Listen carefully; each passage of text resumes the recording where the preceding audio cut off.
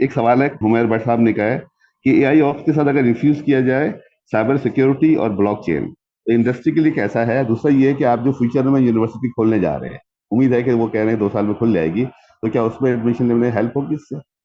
AI ops infuse with cyber security और blockchain.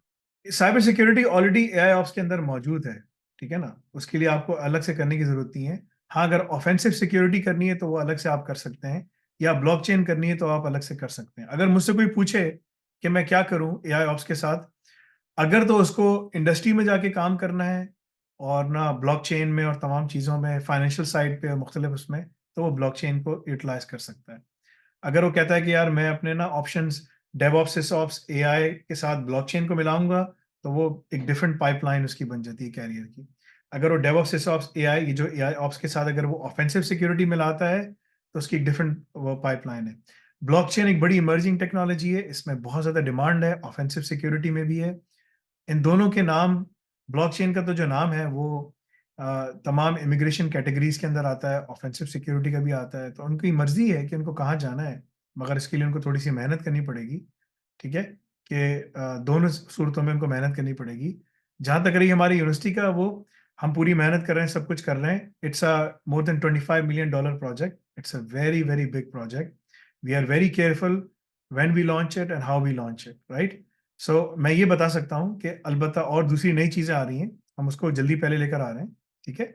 Dual diplomas आ रहे हैं, आ चुके हैं ड्यूल डिप्लोमा क्वालिफिकेशंस के ऊपर भी हम काम कर रहे हैं, और दूसरी चीज़ें भी हैं। आर्टिकुलेशन एग्रीमेंट्स के ऊपर काम हो रहा है, वो भी आ रहा है। When we choose to release the university, we might do it this year, we might do it next year February, Allah knows कि हम उस पर कैसे करेंगे, because it is a huge huge commitment. AI ops करने के बाद और प्लस ब्लॉकचेन पढ़ने के बाद आपको डिप्लोमा आरक्यूएफ लेवल 6 का मिलेगा, ठीक है ना। Diploma in AI ops plus blockchain है, लेकिन वो आरक्यूएफ लेवल 6 का ही है, डिप्लोमा मिलेगा। अगर आप वो करते हैं, आप यहाँ से यूके, यूएसए, कनाडा, कहीं पर भी जाना है, आप पढ़ने के लिए जा सकते हैं, पढ़ाई कर सकते हैं। मेरी रिकमेंडेशन होगी, जिसको पढ़ना है, जाना है, करना है, अभी से अपने आप को प्लान बनाए, प्लान करे और यहाँ से बाहर निकल जाए। क्योंकि ये जो कुछ खास ममालिक हैं जिसमें टोटल डिसइंटीग्रेशन हो रही है, पाकिस्तान तो उसमें यही है, ठीक है। बस वो उसको चलाया जा रहा है इसलिए कि ना वो न्यूक्लियर पावर है। अब वो न्यूक भी इररेलेवेंट होते चले जा रहे हैं, क्योंकि नए-नए डिफेंस सिस्टम्स आ रहे हैं, सुपरसोनिक मिसाइल्स आ गए, ये आ गया, वो आ गया। तो जिस दिन वो रेलेवेंस भी खत्म हो जाएगी, तो ये खत्म कर दिया जाएगा। बड़ा सिस्टमैटिक तरीके से ऑलरेडी इस पे मेहनत हो रही है। तो ये मुल्क जो है ना, ऑलरेडी अपने आप अपने अंदर से ही इम्प्लोड हो जाएगा, बिकॉज़ उसमें, जिस मुल्क में जो है ना रूल ऑफ लॉ ना हो, वहाँ कुछ नहीं हो सकता। अगर वो कुफ़ार का रूल ऑफ लॉ है तो वो इम्प्लीमेंट करो, वो भी नहीं करना। इस्लामिक है तो वो भी नहीं करना। तो क्या करना है? अपनी मर्ज़ी चलानी है। तो उसमें तो वो नहीं हो सकता। इंडिया में जो लोग काम करते हैं, इंडिया के अंदर भी यही हालात हैं। ठीक है ना? इंडिया में डिफरेंट है, थोड़ा-सा कम है, लेकिन ऐसा ही है। इंडिया में मुसलमानों के लिए ज़्यादा मुश्किलात आने वाली हैं। इसराइल ने जो काम किए हैं, उसकी वजह से इतना बोल्ड हो जाएगा इंडिया, तमाम लोग इतने बोल्ड हो गए हैं कि अब वो ओपनली काम करेंगे। उनको समझ आ गया है कि जो पावरफुल नेशंस हैं, उनके जितने बड़े पावरफुल क्लब्स होते हैं, वो उसके हिसाब से वो काम कर सकते हैं। तो इंडिया के मुसलमानों को ये बात समझ लेनी चाहिए कि अपने घरों के बच्चों को तैयार करें, बाहर भेजें, और बाहर भेजने के बाद खुद भी बाहर निकलने की कोशिश करें, ठीक है ना?